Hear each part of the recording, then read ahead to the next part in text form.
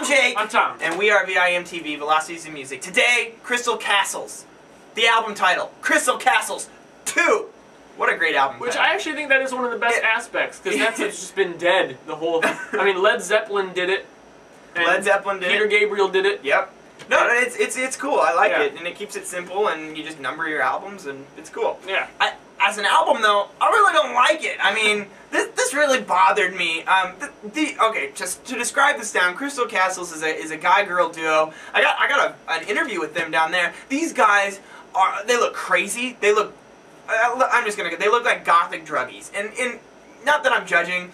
Their music really fits that, and so it kind of sells it, and I like that. And live, I hear that these guys are just awesome, especially the female vocalist is just really cool, and I love that. That's always a nice thing. I bet this in concert would be pretty sweet.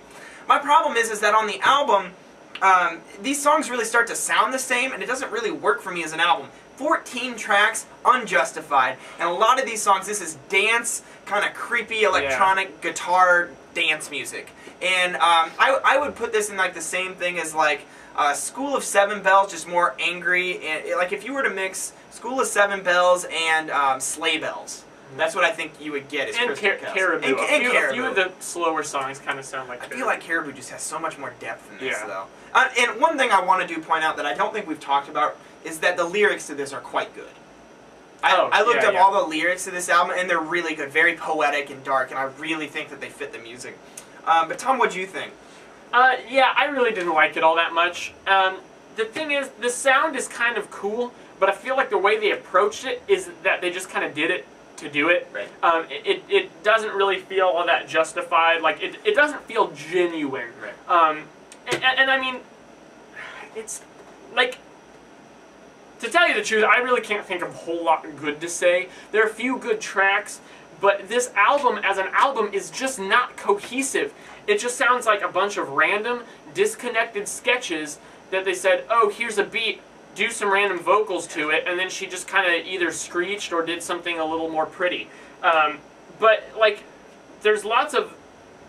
It is kind of dancey. Yeah. You mentioned that. And there's actually a lot of that kind of more modern, like, kind of synth pad incorporated into it, but to make this dark sound. And that's kind of a cool aspect of it, but when it comes to the songwriting, I don't feel like there is a lot of songwriting to speak of. Right. I mean, like we mentioned Sleigh Bells, and I liked Sleigh Bells, but I wasn't huge on it like a lot of people are.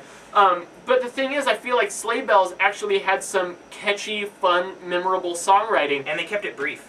Yeah, they didn't do that, and it drags on. There's a lot of long tracks. It's a long album, 14 tracks. So the final product, to me, just doesn't sound that thought out. Right. It sounds very improvised, which I'm sure they did put a lot of thought into this. I'm sure they did put a lot of time into it, but when that doesn't show through in the final product, it just kind of, rather than, you know, sounding very well thought out, sounds improvised and drags on, then that shows that there is just something wrong. And another thing I have is that if you like this, then, I mean, you must not care about beats at all, because almost every single song on this album has just on the beat, just boom, boom, boom, like just stupid dance beats that you would hear going to a club. And I mean, if you really like this sound but you want something more mature, go listen to Memory Tape's Seek Magic, because that album, like, having listened to that, it just downgrades this even more for me.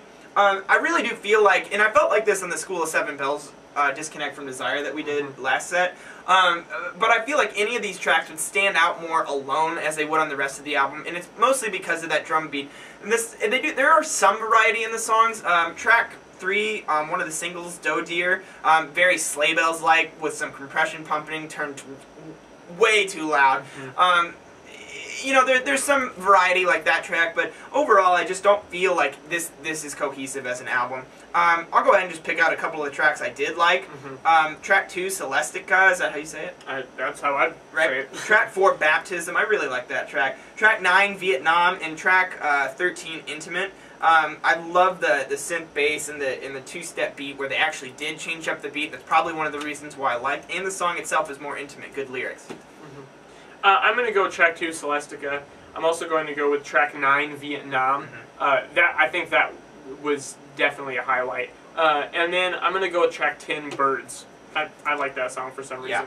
And cool guitar thing. I'll give this a 61. I think that there are some good things going on here. I think that to make this a better album, they'd need a real intro, and a real closer, because I thought both those songs were weak. I could tell they were trying to be artistic, but it just wasn't enough for me. And I'd recommend just pick out the best tracks, take the rest of them, throw the rest of them away, bring this down to like an 8-9 track album, and then maybe go back to the drawing board and create 1 or 2 different sounding tracks that really kind of make the album sound something more cohesive. More syncopated, right? Something a little more start and stop that just know, because this is just too or experimental. I mean, like this, right? You know? It is, and I think there's just a lot of work that could be done. It's a cool idea and a great foundation for a cool sound. So it's going to be interesting to see what Crystal Castles does in the future. What do you give it? I give it 55. 55, solid. Yeah, like we said, this is still, there's some cool things going on. Not quite enough. It's not quite up to par.